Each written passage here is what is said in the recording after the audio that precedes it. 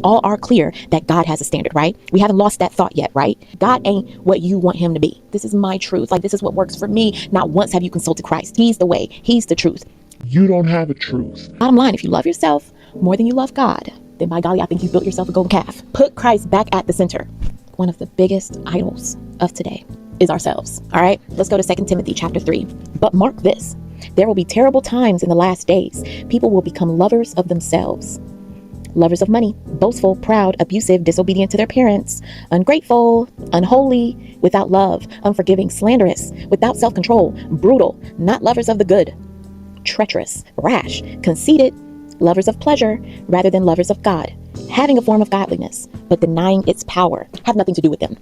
There it is. We're talking about the last days, and I think that is so dead on. I feel like everybody is in love with themselves. They are about self.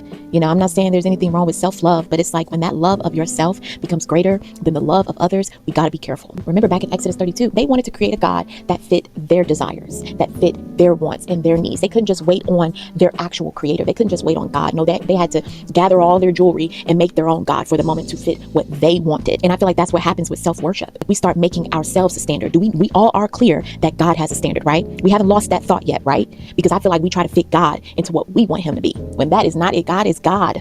God is God. God ain't what you want him to be. Okay? It's like we live for our image, we live for our brand, we live for our truth. It's like, I feel like that's like the new wave. Like, this is my truth. Like, Christ is the way, the truth, and the life. That's the truth. It's one truth. We know who we are through Christ, right? So you don't have your own truth. Sorry, that may offend 1, 2, or 30, but that's just what it is. There's no, I'm living my truth. I'm living the way that I want to live. This is my life. For me, this is what works for me. Not once have you consulted Christ and find out what the way is. The truth. He's the way. He's the truth. You don't have a truth. Christ is the truth. That's it. It's like we put ourselves at the center. Some of us, you're putting yourselves at the center instead of God being at the center. That's how you give into your flesh, because you love you.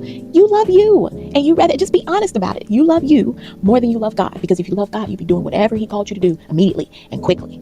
You'd be denying that flesh day in and day out, minute by minute, because that's what it is. It's a minute by minute death.